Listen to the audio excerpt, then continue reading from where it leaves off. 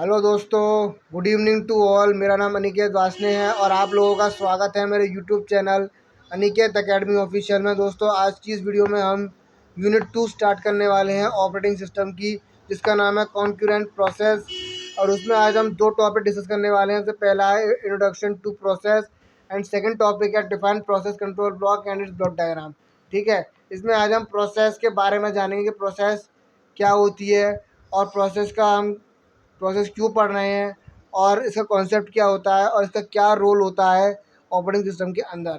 ठीक है, और सेकंड टॉपिक में बात करेंगे प्रोसेस कंट्रोल ब्लॉक, यानी पीसीबी के बारे में डिस्कस करेंगे, पीसीबी क्या होता है और उसके ब्लॉक डायग्राम के बारे में डिस्कस करेंगे। ठीक है, और उसका कॉन्सेप्ट क्या होता है, पूरा हम सब कुछ बात करेंगे इसमें आज हम इस वीडियो में। इससे पहले मैं 6 लेक्चर्स ले चुका हूँ ऑपरेटिंग सिस्टम के, जिसमें मैंने यूनिट 1 के सारे कॉन्सेप्ट, सारे टॉपिक्स मैंने कवर किए हैं उन 6 लेक्चर्स में।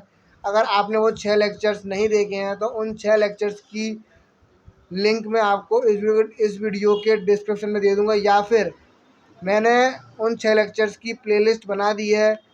ठीक है, और मैंने यूट्यूब चैनल पे प्रोवाइड कर दी है, तो उस प्लेलिस्ट की लिंक मैं आपको इस वीडियो के डिस्क्रिप्शन में दे दूंगा, आप उसको जाके देख सकते हैं। एंड ये video BTech second year students के लिए बहुत ज़्यादा इंपॉर्टेंट होने वाली है, तो इस वीडियो को बिल्कुल भी स्किप मत कीजिएगा, नहीं तो आपको कुछ भी समझ में नहीं आएगा। एंड इस वीडियो में अंत तक बने रहिएगा और इस वीडियो को ज़्यादा से ज़्यादा लोगों तक शेयर कीजिएगा। ठीक है, और बिना देरी करते हुए वीडियो को स्टार्ट करते हैं। Let's start the video. सबसे पहला टॉपिक है हमारा यूनिट 2 का, जिसका नाम है कॉन्करेंट प्रोसेस। पहला टॉपिक है हमारा प्रोसेस। अब process is an instance of programme.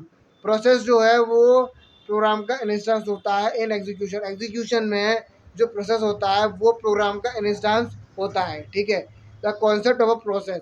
अगर हमें प्रोसेस के कॉन्सेप्ट को समझना है तो उससे पहले हमें सब्जेक्ट के मैटर को बनाना पड़ेगा या उसको समझना पड़ेगा कि करंट हमारा चैप्टर चल रहा है उस चैप्टर में। ठीक है, in center to study operating system, जिसमें हम सेंटरली ऑपरेटिंग सिस्टम को स्टडी कर रहे हैं, तो उसमें सबसे पहले हमें उस सब्जेक्ट के मैटर को समझना पड़ेगा कि सब्जेक्ट का मैटर क्या कहता है। ठीक है, उससे उससे करंट चैप्टर के का मैटर क्या कहता है उसको पहले हमें ढंग से समझना पड़ेगा, उसके बाद हम प्रोसेस के कॉन्सेप्ट को समझेंगे। ठीक है, ऑन मल्टी प्रोसेसिंग या मल्टी प्रोग्रामिंग ओएस। अगर हम मल्टी प्रोसेसिंग ओएस की बात करें या मल्टी प्रोग्रामिंग ऑपरेटिंग सिस्टम की बात करें, तो उसमें फ्रॉम सिंगल यूजर सिस्टम, उसमें एक सिंगल यूजर सिस्टम होता है। ठीक है, उसमें सिस्टम होता है वो सिंगल यूज़र होता है, लेकिन उसमें एक यूज़र ही सिस्टम को ऑपरेट करता है टू मेन फ्रेम, एक मेन फ्रेम के अंदर। ठीक है, देयर कैन सपोर्ट। जो मेन फ्रेम होता है वो क्या सपोर्ट करता है, मेन फ्रेम जो है वो थाउजेंड्स ऑफ यूज़र, जो थाउजेंड्स ऑफ यूज़र्स हैं उनको सपोर्ट करता है। किसी सपोर्ट करता है वो उसके अराउंड एक कॉन्सेप्ट को बिल्ड कर सके, जिसको हम प्रोसेस कहते हैं।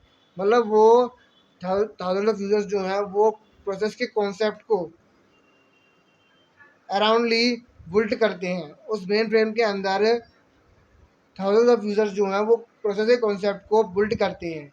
ठीक है, जिनको ठीक है उसको बिल्ड करते हैं, और उसको कौन ऑपरेट करता है, कौन उसको देखता है, उसको सिंगल यूजर सिस्टम, यानी कि एक सिंगल यूज़र उसको देख रहा होता है कि थाउजेंड यूजर जो है वो एक प्रोसेस के कॉन्सेप्ट को बिल्ड कर रहे हैं अराउंडली, उसके अराउंड बिल्ड कर रहे हैं। ठीक है, और सपोर्ट कर रहे हैं, और जो सिंगल सिस्टम होता है वो सपोर्ट भी करता है उनको। ठीक है, अब process will need certain resource. जो प्रोसेस होता है उसको सर्टेन रिसोर्स की नीड होती है, यानी जो कुछ रिसोर्स की नीड होती है एक प्रोसेस को अपने टास्क को कंप्लीट करने के लिए। ठीक है, और वो रिसोर्स कौन कौन से होते हैं, वो रिसोर्स होते हैं आपके processor, memory file, input output device. ठीक है, ये तीन तीन रिसोर्स आपके होते हैं मेनली, जो कि प्रोसेस को ज़रूरत होती है अपने टास्क को कंप्लीट करने के लिए। ठीक है, क्या है, operating system is responsible for following activities. Operating system जो है वो कुछ फॉलो एक्टिविटीज़ के लिए रेस्पॉन्सिबल होता है। ठीक है, रिजोल्व होता है in connection with process and thread management. Process और थ्रेड मैनेजमेंट के साथ, इन दोनों मैनेजमेंट के साथ मिलकर ये एक कनेक्शन बनाता है। ठीक है, एक कनेक्शन बनाता है जिसमें एक सर्टेन ऑपरेशन परफॉर्म होता है, सर्टेन ऑपरेशन परफॉर्म होता है। ठीक है, सर्टेन ऑपरेशन परफॉर्म किया जाता है यूज़र और सिस्टम प्रोसेस के बीच में। यूज़र एंड सिस्टम प्रोसेस के यूज़र प्रोसेस भी उसको ऑपरेशन को परफॉर्म करता है और सिस्टम प्रोसेस भी उसको परफॉर्म करता है। ठीक है, ये कौन देता है? ऑपरेटिंग सिस्टम इसके लिए रिस्पॉन्सिबल होता है और उसको कंट्रोल भी ऑपरेटिंग सिस्टम ही करता है। ठीक है, ये था प्रोसेस का पूरा ब्रीफ एक्सप्लेनेशन और डिटेल्ड डिटेल डिस्कशन। ठीक है, अब बात करते हैं अगला प्रोसेस कंट्रोल ब्लॉक की, जो हमारा सेकंड टॉपिक है इसका, इस चैप्टर का। In operating system each process is represented by process control block. Operating system के अंदर हर एक प्रोसेस को रिप्रेजेंट किया जाता है प्रोसेस कंट्रोल ब्लॉक के ज़रिए। प्रोसेस कंट्रोल ब्लॉक के ज़रिए हर एक प्रोसेस को रिप्रेजेंट किया जाता है, या फिर टास्क कंट्रोल ब्लॉक के ज़रिए। ठीक है, प्रोसेस कंट्रोल ब्लॉक को टास्क कंट्रोल ब्लॉक भी कहते हैं और ये एक डेटा स्ट्रक्चर होता है। ठीक है, it is a data structure. PCB जो है वो एक डेटा स्ट्रक्चर है जो कि किसी भी प्रोसेस को फिजिकली रिप्रेजेंट करता है, किसी भी प्रोसेस को फिजिकली रिप्रेजेंट करता है मेमोरी के अंदर फिजिकली रिप्रेजेंट करता है किसी प्रोसेस को। ठीक है, ऑफ अ कंप्यूटर सिस्टम, जो भी हमारे कंप्यूटर सिस्टम होता है उसके अंदर जो मेमोरी होती है, उस मेमोरी के अंदर किसी भी प्रोसेस को फिजिकली रिप्रेजेंट करता है, यानी कि फिजिकली का मतलब ये होता है कि हम उस प्रोसेस को देख सकते हैं। ठीक है, और इसमें बोला होता है लॉजिकली रिप्रेजेंट। लॉजिकल का मतलब ये है कि हम उसको दिमाग से मतलब लॉजिक लगा सकते हैं कि हाँ प्रोसेस हमारा मेमोरी के अंदर रिप्रेजेंट हुआ है। ठीक है, लेकिन इसमें फिजिकल की बात कर रहे हैं तो फिजिकली रिप्रेजेंट किया जाता है एक प्रोसेस को मेमोरी के अंदर। ठीक है, इट कंटेन्स, जो कि क्या कंटेन करता है? मैनी पीस ऑफ इंफॉर्मेशन, यानी कई पीस ऑफ इंफॉर्मेशन को वो कंटेन करता है जो कि एक स्पेसिफिक प्रोसेस से एसोसिएट हुई होती हैं या एसोसिएट होती हैं। ठीक है, दैट इंक्लूड द फॉलोइंग, और कुछ चीज़ें इंक्लूड की गई हैं पीसीबी के अंदर जो कि फॉलोइंग है। नीचे डायग्राम है उसका, ब्लॉक डायग्राम पीसीबी का, इसमें देख पा रहे होंगे। पहला पहला जो बॉक्स है उसमें दो पार्ट किए गए हैं। पहले पार्ट में पॉइंटर है, दूसरे पार्ट में प्रोसेस स्टेट है। पॉइंटर और process state. Third third part जो है उसमें प्रोसेस नंबर है। फोर्थ जो है उसमें प्रोग्राम काउंटर है। फिफ्थ जो है वो रजिस्टर है। सिक्स जो है वो मेमोरी लिमिट्स है और फोर्थ जो है वो लिस्ट ऑफ ओपन फाइल्स है एंड उसके आगे कंटिन्यू। ठीक है, तो ये जितने भी पॉइंट्स हैं इनसे मिलकर क्या बनता है? पीसीबी बनता है। इसको हम कहते हैं प्रोसेस कंट्रोल ब्लॉक या फिर टास्क कंट्रोल ब्लॉक भी कहते हैं। अब इसके जितने भी पॉइंट्स मैंने अभी आपको बताया वो सब हम डिस्कस करने वाले हैं नीचे। तो देखते हैं पॉइंट्स के बारे में। प्रोसेस स्टेट, द स्टेट में be new ready running waiting terminated. ठीक है, प्रोसेस स्टेट का मतलब ये होता है कि ऐसी स्टेट जिसमें कोई प्रोसेस स्टेट वाइज एग्जीक्यूट हो, अपने टास्क को कंप्लीटली एग्जीक्यूट कर सके स्टेट वाइज। ठीक है, उसको कहते हैं हम प्रोसेस स्टेट। और इस स्टेट के अंदर कौन कौन सी स्टेट्स आती हैं? बहुत सारी स्टेट आती हैं इसके अंदर, इंक्लूडिंग जैसे कि न्यू है, रेडी है, रनिंग है, वेटिंग है, टर्मिनेटेड है। प्रोसेस स्टेट के अंदर ये 5 स्टेट आती हैं जो मैंने बताया अभी, new, ready, running, waiting, terminated. इन पाँचों स्टेट से मिलकर बनती है हमारी प्रोसेस स्टेट। ठीक है, second point, program counter, the counter indicate the address of the next instruction. ये जो काउंटर होता है यानी कि जो प्रोग्राम काउंटर होता है वो क्या इंडिकेट करता है? वो नेक्स्ट इंस्ट्रक्शन के एड्रेस को इंडिकेट करता है, मतलब जो अगला इंस्ट्रक्शन है उसके एड्रेस को इंडिकेट करता है। ठीक है, टू बी क्रिएटेड, उसके क्रिएट हो जाने के बाद या फिर उसके एग्जीक्यूट हो जाने के बाद उसके एड्रेस को इंडिकेट करता है फॉर दिस प्रोसेस, उस प्रोसेस के लिए, तो उस प्रोसेस के लिए। ठीक है, program counter. CPU register, the register very in number, size and type. जो रजिस्टर होते हैं वो वेरी करते हैं। ठीक है, जिन्हों वेरी करते हैं, नंबर ऑफ रजिस्टर्स भी हो सकते हैं। ठीक है, साइज में वेरी करते हैं कि छोटा है रजिस्टर या उससे बड़ा है या उससे बड़ा है या उससे बड़ा है, कितना बड़ा रजिस्टर है, तो साइज में वेरी करते हैं। टाइप, कौन टाइप का रजिस्टर है उसमें भी वेरी करता है, उसमें भी वेरी होते हैं रजिस्टर।